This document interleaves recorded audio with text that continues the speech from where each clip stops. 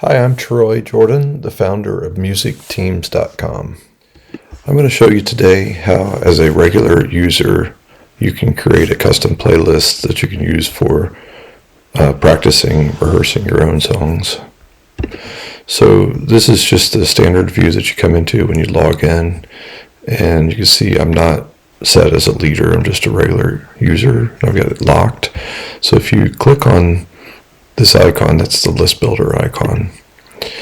In the list builder, I'm going to go over here to the right. I'm going to click this and erase all the songs that were in the list. And I'm just going to click a few songs to add, just randomly grab some.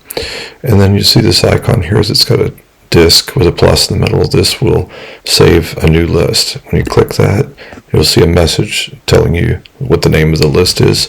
The key here is if you're not a leader, there's two lists on the far left. You see I'm hovering over the named one. These are the ones that have been named something. And the timestamp lists are just created whenever you click this Save New List.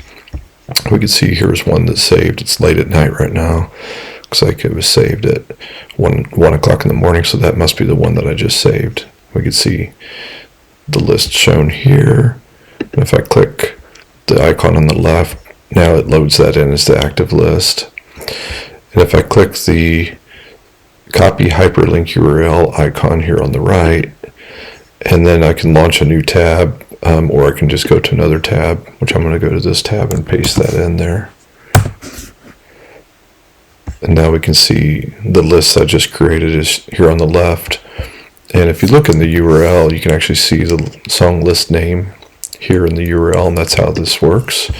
And so then if I start clicking on some songs, you'll see those songs displayed.